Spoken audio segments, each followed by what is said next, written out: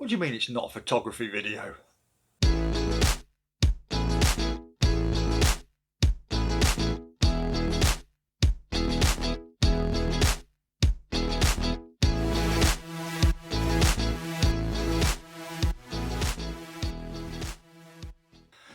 Greetings all. Yes, I thought today I'd do something a little bit different because I've been asked by a few people on the technique and how I show my photos in the videos. And they say that the transitioning effect that's used is actually pretty nice and wanted to know how I did that. So I said, well, you can do it on a lot of video editing software, but I use DaVinci Resolve for my video editing, and I'll give you a quick going over why I use it. And that's basically because I already pay for Lightroom and Photoshop with Adobe. Now the problem is I'm not paying them anymore because it's ridiculous the amount that this company charges for all of the software. And if I can find an alternative, I will find an alternative. The thing with Photoshop and Lightroom is, for me, there is no alternative, because for what I want to do and for how much I actually use those two pieces of software, the price is justified. And I don't mind paying that because it does everything that I need it to do plus more. And so I don't mind that. So for me, the cost is justified. For the video editing side of it, I found it was unjustified because I don't need major functions and features and stuff just for doing small YouTube videos like this, you see. So for me, it was unjustified. We're paying £20 a month for that. And Adobe, they've got two things. You've got Premiere Pro and you've got Rush. Now, Rush is mainly designed for vloggers and stuff like this, putting quick clips together for YouTube or whatever. And the thing as I found is it was quite limited. You didn't have many features that I actually wanted to use. But then on the other side of it, Premiere Pro was like, yeah, it's got everything I want to do, but it was I didn't want to pay that sort of price every month. So I was actually told about a piece of software, and it was called DaVinci Resolve, and that's what basically I use. Because there are two types. You've got Studio, which you pay for, and it's full-blown, kick-ass piece of software. It's brilliant. I've actually had a go on the trial version. It's really good. And you've got the free version, which is just called DaVinci Resolve. Now you may start sort of thinking, yeah, but the free versions tend to be really restricting everything. Well, actually, do you know what? There's not really that much difference between the two. I say not much, but it is, for me, it is on par. The free version is on par with Premiere Pro. So that's why I started to use DaVinci Resolve. You'll probably hear me waffle on throughout the video about it because I do. I don't know if I can find a good as alternative, then it tends to be what I do. But I like DaVinci Resolve. It's really good. So that's the software that I am using. Now, this is not to say that you can't do this technique in. And you can do this in Rush, you can do it in Premiere Pro. There are, I can't really think of any software that you can't do this in, providing that you can do basic stuff of fading in, fading out, dragging and dropping stuff. You're going to be fine. But anyway, not waffle.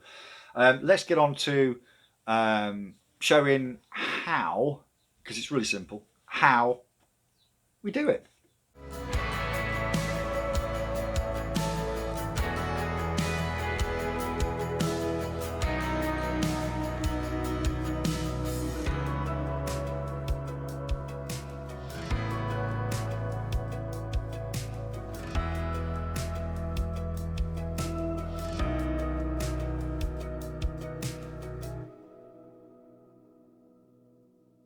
Okay, so here we are in DaVinci Resolve. So, with a slurper tea inside me, let's get on with basically what we do. Now, like I say, you whatever editing suite you're using, you know, things are going to be in different places and stuff like that. This is basically just showing you the principle of what I do to showcase my photos in the YouTube video. Right, so enough waffling, let's just get on with it. So this is the media pool. I've got 2 images and an audio file. The audio file I'll go over at the end. So the first thing we're going to do is basically let's just drag our first image on, which is here. I'm actually going to move it just a fraction of a second ahead of the start. More will become a bit clear when I add the audio overlay part of it. So the first thing we're going to do is we've got our first image, and let's say we've got to put that for about 8 seconds. There we go. And that's basically that's your image. But I mean, you don't really want to show your image just looking like that really in your video. So basically now what we're going to do is we're going to add a dynamic zoom, and which is over here on DaVinci Resolve anyway. So click dynamic zoom. And basically what you've got there is the green is where it starts and red is where it ends. So if you just play it, it pretty much just moves out. So what we're going to do is we're going to shrink the start part, and we'll say let's start, let's just go in the middle part here, and then we want to end around about there. Okay, and so at the very first point, that's where the green box is. At the end, that's where the red box is. So if you play it, that's what you're going to get. Now this is the background part of showing your image. So now we're going to use the same one again, but we're going to drag it up a layer. Right, so it's going to be up 2 layers. I'll show you why in a moment. And let's add an effect, which is just basically just a solid background color. Let's snap to grid so we can get that right. Which is there. So let's select our image. We now need to go to transform because we want to make the image, because it automatically goes full screen, smaller. So we'll drop that down just that little bit, and then we select the solid color, which is going to be behind, because remember on all video editing suites, the higher up the layer it is, so if it's at the top of the layer, it's at the front of what you see. If it's at the bottom, it's behind. All editing suites are pretty much the same, so I ain't really going to go in too much with that. So with that one, we've selected the size. There it is. The background color, we can select to whatever color that we want. I always go for white. I just tend to find that just makes it stand out that little bit more. But that doesn't look right, does it? No, of course it don't. It looks pants. So we need to now shrink this down to just a little bit bigger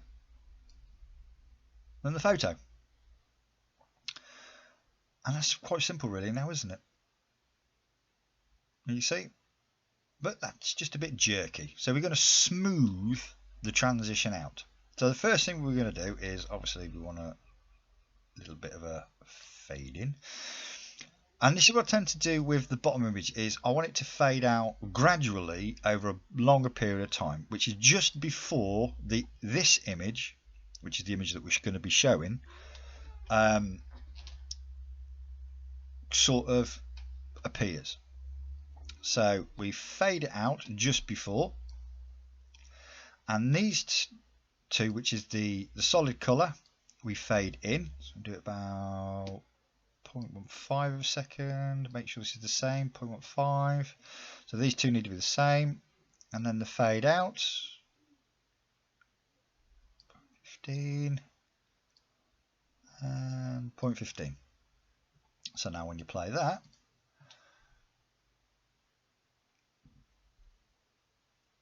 fade in, and the background fades out, and then your image fades out, and that's pretty much it. On a few of the videos as well, we do add a little bit of text, so we will add that as well. Remember, what is at the top appears at the front, so we'll add a little bit of basic text there. Let's just shrink it down. You don't want that to appear at the start, you actually want to appear that after it's faded in, so we'll just move it in just that little bit, and a little bit of a fade in and a little bit of a fade out. Not going to go into being too accurate with it, and then obviously we can put what we want. Normally obviously this is a bit where which because it's going to be at the bottom where I tend to add it's going to be around here, which is where I tend to add the information, you know, your shutter speed and all sort of bits, but you can put whatever you want. So I'm just going to put the details here, and there we go. So obviously we want to no, where are we? Let's turn it off a minute. We'll keep the font as it is. We go bold, and we'll drop the size, and now the position. So let's move it over, move it down, like that. That's pretty much it. So now playing that back, that looks a lot nicer. Of showcasing that image, that's really nice. But you don't have to just stop there.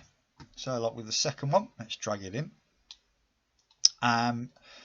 Basically I like to leave a little bit of a gap of just black if you're going from one to the other, but that's a personal preference. So let's do the same again. Let's make this one ooh, what's that? Just whatever. So that's the first part, which is the background. We're going to do the same again, dynamic zoom, but we're going to do this in two different places. We're going to go from there, and we're going to make this one slightly bigger, so it's like it's coming out a little bit. So when you play that, it looks like it's coming outwards. And then, but then we're going to switch to a different sort of dynamic zoom. So we put the same image again, but we're going to put that one there. Hope you can hear it. You catch it purring in the background. And then we're going to change that different. We're going to go from here. I say, I mean, I do know it'll take a bit of time of over where I'm going to do these, but so this is literally just for quickness. And so then that way it will go one way, go the other way.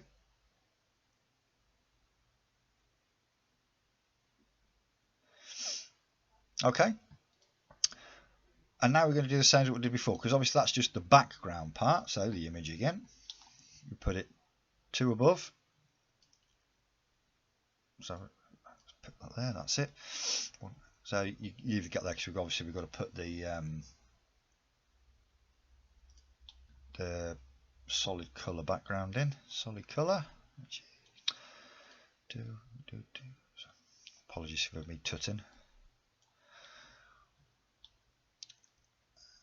Okay, let's try that down right now. See what I'm doing now. And then we're going to have our transform, shrink it down. The background color we're going to put to white. It's not so when you can have it red, black, blue. You can have whatever color you want. I just tend to find that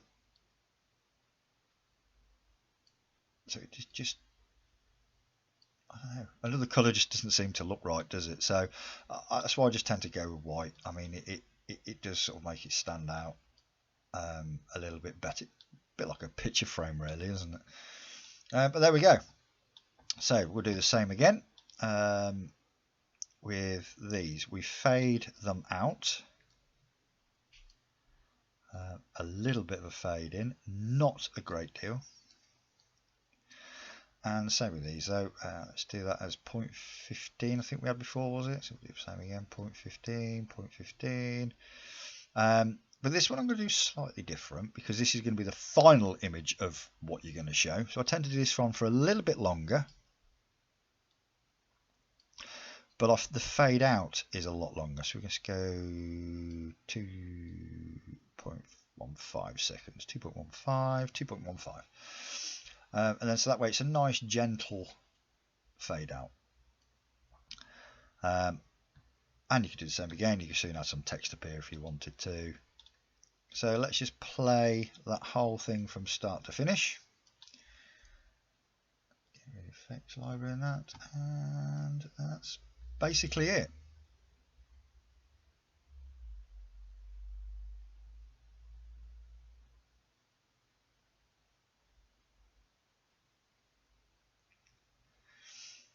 Fade in. Showcase the image. Background fades. Image fades. I'm going to add the audio. Basically what I tend to do is I like to use the end part of tracks purely because it's a natural end when you finish showing your images, and it's easier just to fade it in as opposed to the natural start and then you've got to try and fade it out at the right point. And I just find it easier using the ends, which is pretty much what I've been doing, and I quite like it. So I hope you do. So I'm sticking to it. So I've trimmed this track down, the audio. So we've got a bit of a fade in, which matches the fading in of the first image, and then it's a natural ending to that. So let's have a look at what this is like.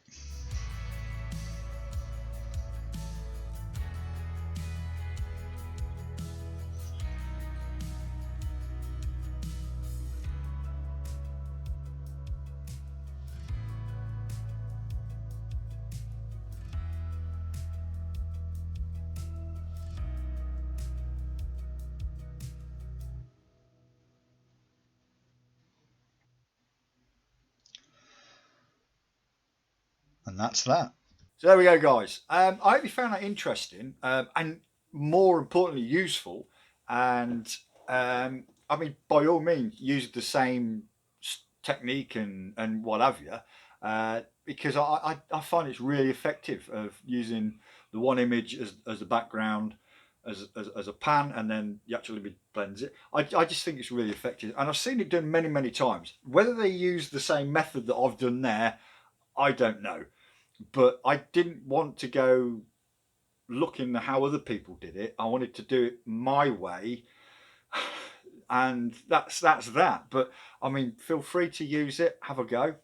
And if you are interested in using DaVinci Resolve, I'll leave a link as well to the website. Have a play. I will pre-warn you, you're gonna need a half decent machine to run it. And as mine struggles a little bit, hence the reason that I'm building another one very soon. And yeah, so anyway, thanks for watching, guys. Don't forget, there's the thumbs up button over here, needs pressing, and then there's also the subscribe button that also needs pressing if you're not already subscribed. And there's also a little share button to share it if you feel that somebody else might like the video. But until the next time, guys, we're probably going to be at the weekend. Take it easy, stay safe. See you soon.